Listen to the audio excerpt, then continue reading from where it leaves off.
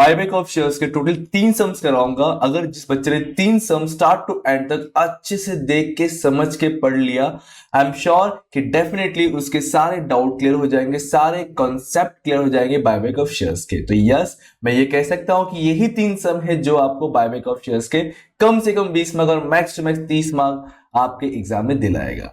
चलिए फिर स्टार्ट करते हैं सर। सबसे पहला जो क्वेश्चन स्टार्ट करने जा रहे हैं ये है, following is the summary balance sheet of Suyog Limited, a non listed company as on 31 March 2012। In the books of हमें सुयोग लिमिटेड लिखना रहेगा सर। हमें क्वेश्चन में पहले से ऑथोराइज कैपिटल दिया। Authorise capital is use only for the notes of account, not for the calculation purpose sir. Then उसके बाद आपको उसे बता के दिया कि इक्विटी शेयर्स 10 ईच का था, बट पेड अप कितना हुआ है? ओनली 8 रुपीज पेड अप हुआ है। जब सर 8 रुपीज पेड अप हुआ है मतलब 2 रुपए हमें कॉल करना पड़ेगा। ये अनरिकॉल्ड है, 10 रुपए चाहिए था, 8 रुपए मिल गया है, 2 रुपए में क्या करना पड़ेगा? कॉल करना पड़ेगा। ओके, रिजर्व में हमारे पास जनरल रिजर्व है, प्रॉफिट एंड लॉस है, सिक्योरिटी प्रीमियम है। ये हमें हमारे CRR यूज करने में मदद करेगा और ये हमें प्रीमियम एडजस्ट करने के लिए मदद करेगा सर। फिर क्वेश्चन में डिवेंचर्स दिया है, लोन है, क्रेडिटर्स है, पेएबल है। यहाँ पे डिफरेंट काइंड ऑफ एसेट्स है। मोस्ट इंपॉर्टेंट सर हमेशा की तरह एडजस्टमेंट होता है। The company decide to buy back the maximum number of equity share as may be permitted at a price of 20 per share.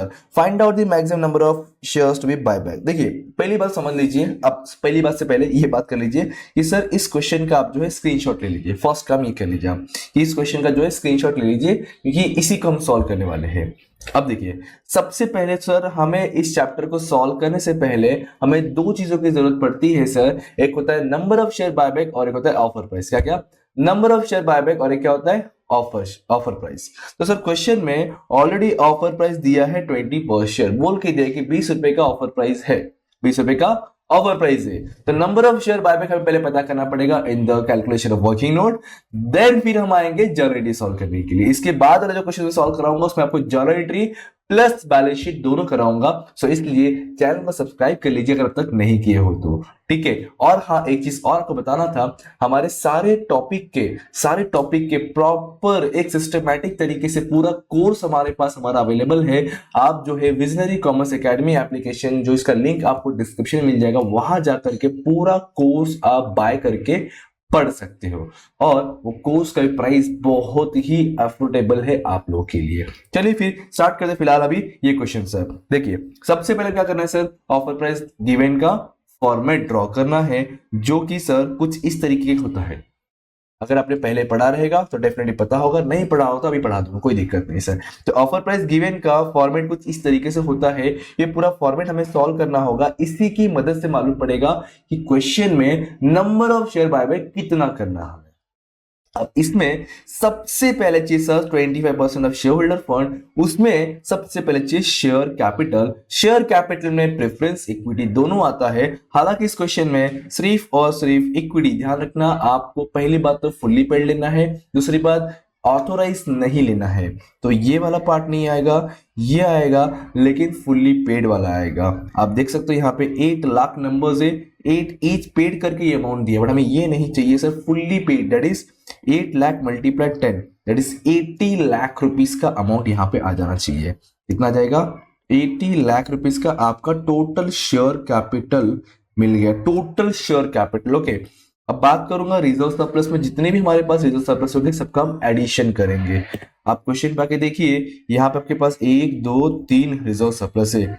इन तीनों को आप ऐड कर ले हुए तो 50 70 plus 10 that is equal to, again ये भी सर हमारा 80 लाख का रिजर्व सरप्लस आ गया।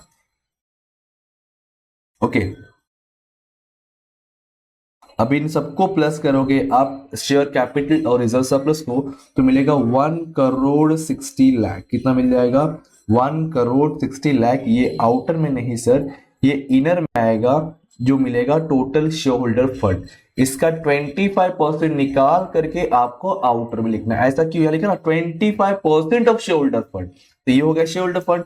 अब उसका आपको जो है क्या करना है, 25% निकालना है। 1 करोड़ 60 लाख का 25% जो आएगा 40 लाख रुपीस। जो आएगा 40 लाख रुपीस, ये आ गया आउटर कॉलम में सर।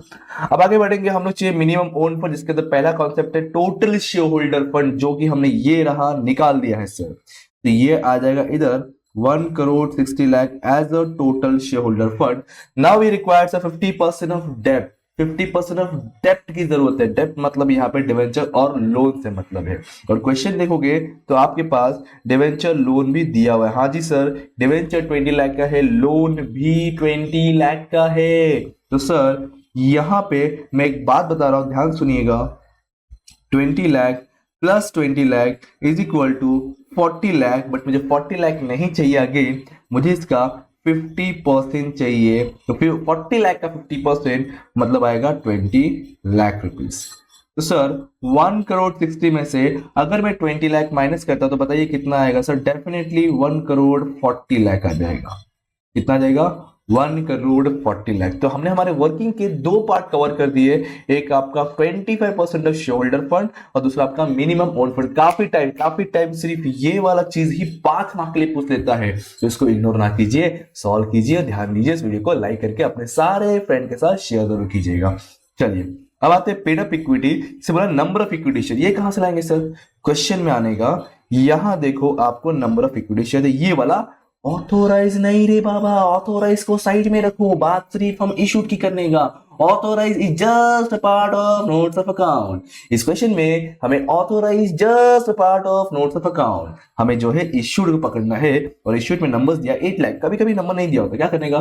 टोटल अमाउंट में से डिवाइड कर देने का, तो आपको मिल सकता है नंबर्स। ठीक है, तो चलिए फिर आगे बढ़ते हैं सर। नंबर ऑफ शेयर दे दिया हमें कितना?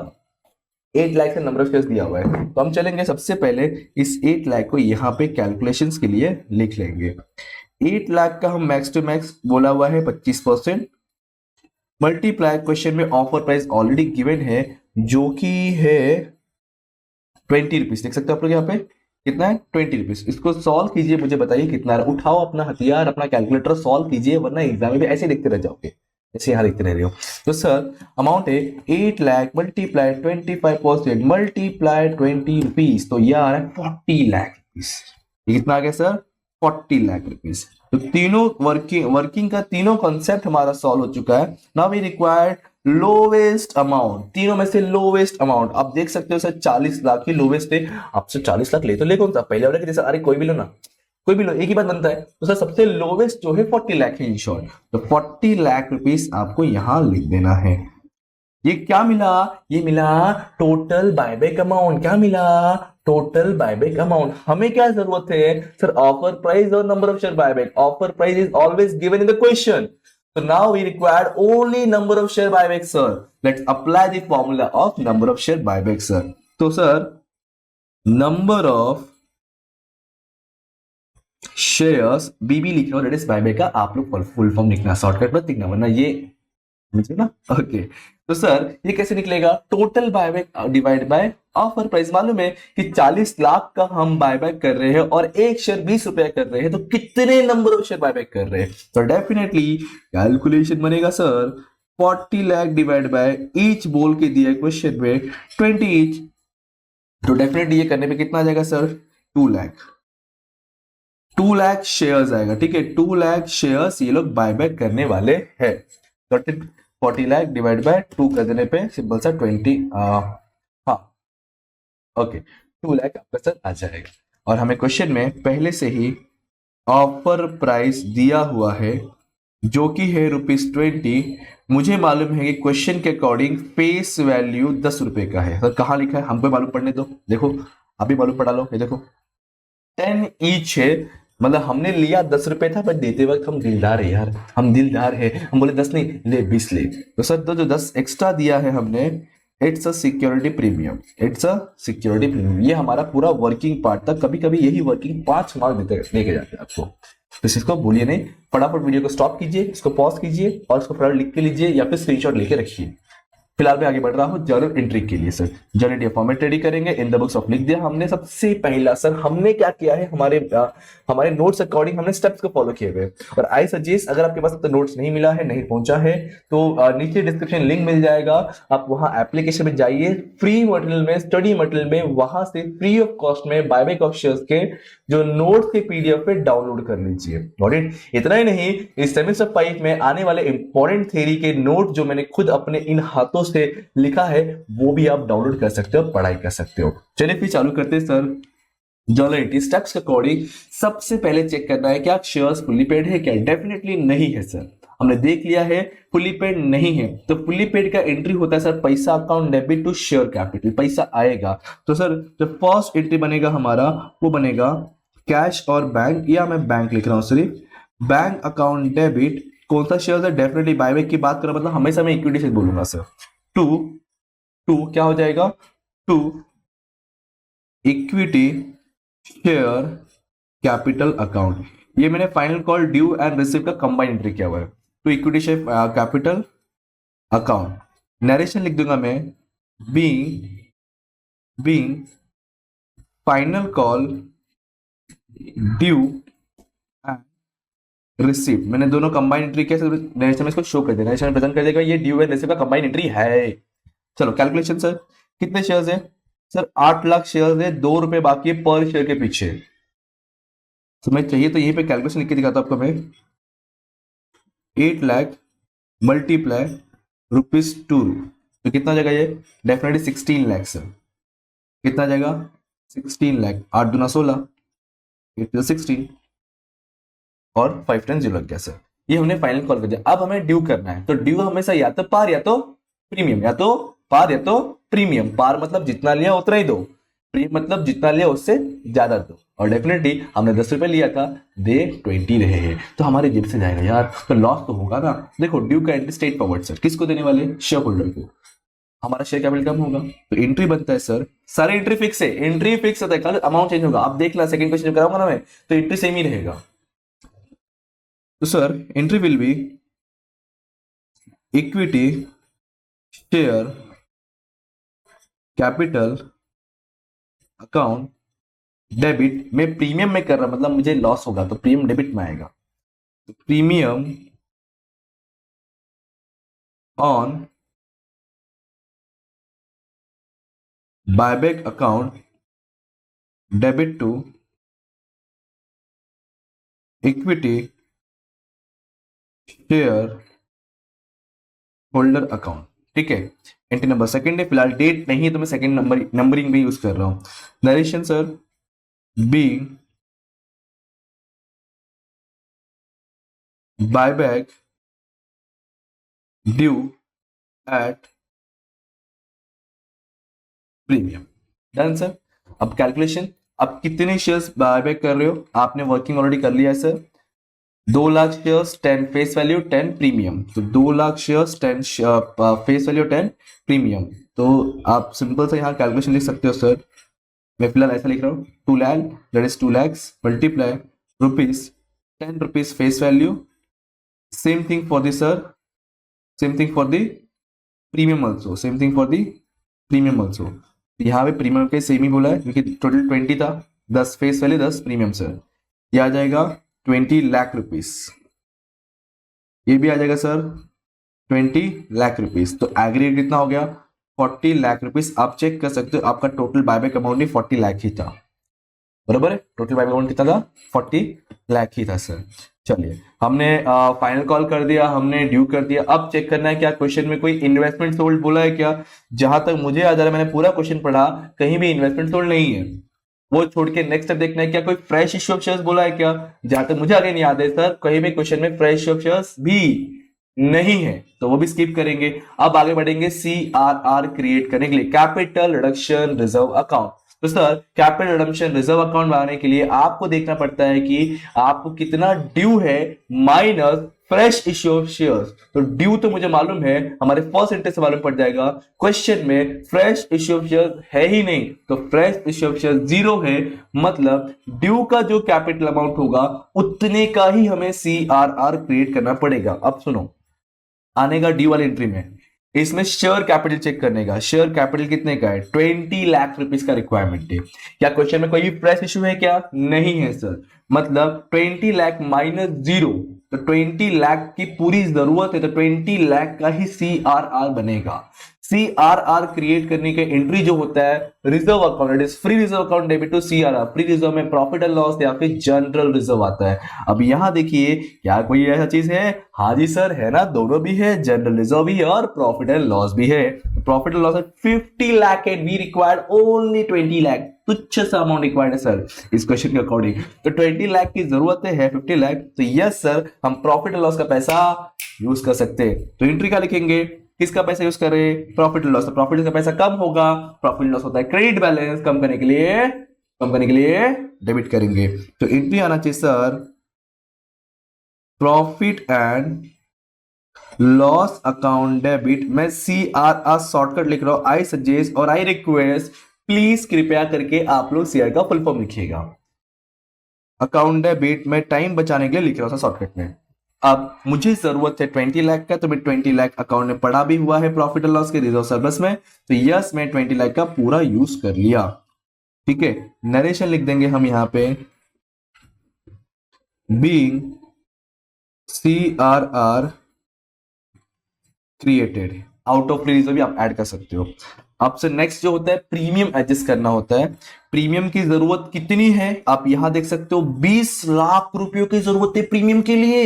हमारे क्वेश्चन में दिया है क्या प्रीमियम, हाँ सर है ना, लेकिन अरे हाँ क्या बात है, 20 लाख की जरूरत है हमारे पास, अकाउंट में 20 लाख रुपीज ही पड़ा है प्रीमियम के यूज करने के लिए। तो यस इस पूरे 20 लाख को हम यूज कर लेंगे। जैसे ये एंट्री था डिक्टो कुछ वैसे रहेगा, सिक्योरिटी प्रीमियम का पैसा यूज कर रहे हैं, इसलिए सिक्योरिटी प्रीमियम को मैं डेबिट करूंगा। कहां यूज कर रहा हूं इस पैसे को, इस पैसे को मैं यूज कर रहा हूं प्रीमियम एडजस्ट करने के लिए, तो इसलिए आएगा to premium on buyback account. Sir कितना पैसे की जरूरत है, 20 लाख, क्या प्रीमियम में उतना पैसा है, हाँ डेफिनेटली बैलेंस शीट में देखा हमने 20 लाख की जरूरत और एग्जैक्ट 20 लाख ही रुपीस है सर, और हमने ये यूज कर लिया। ये एंट्री नंबर 4 था। नरेशन आ जाएगा sir being premium on buyback adjusted, क्या एडजस्टेड। ठीक है, अब एक फाइनल एंट्री, जितना मगज मरियम कर रहे हैं क्यों कर रहे हैं सर, इक्विटी शेयरहोल्डर का पैसा वापस करने के लिए, पेड करने के लिए। अब बोलेंगे इक्विटी शेयरहोल्डर ये ले तेरा पैसा, that is equity shareholder is a receiver of money and bank is goes out, पैसा जा रहा है बैंक से, तो सर जो रिसीवर है उसको डेबिट करेंगे और जितना पैसा जा रहा है उसको टू बैंक कर देंगे। तो entry will be sir equity share holder account debit to bank account. आप अपना ड्यू का एंट्री चेक कर सकते हो, उसमें इक्विटी शेयर होल्डर क्रेडिट हुआ रहेगा, बराबर, तो जितने से क्रेडिट हुआ रहेगा उतने से यहां डेबिट का काम खत्म करेंगे। Narration be buyback amount paid, कितना अमाउंट था, शायद से 40 लाख था ना, हाँ ये देखिए ये ड्यू का एंट्री है, इक्विटी शेयरहोल्डर क्रेडिट हुआ है 40 लाख, नॉर्मल 20 लाख और प्रीमियम 20 लाख, तो टोटल होता है 40 लाख। तो ये आ गया 40 लाख, और इस तरीके से हमारा ये सम होता है खत्म। इसमें कोई नोट फिलहाल इसका टोटल करके बताना आपको कमेंट बॉक्स में। तो बस इतना करना था हमें इस सम में।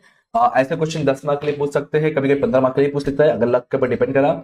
एंड ये क्वेश्चन बेसिक क्वेश्चन था, अगर आपको ये क्वेश्चन समझा रहेगा या नहीं समझा होगा तो एक बार फिर से देखिए तो समझ जरूर जाएगा। तो समझने के बाद हम अगला क्वेश्चन करेंगे, जिसमें जर्नल एंट्री भी रहेगा, बैलेंस शीट भी रहेगा, जो offer price not given a question होगा, और फिर उसके बाद एक क्वेश्चन जैसे बोनस जैसा कॉन्सेप्ट भी रहेगा।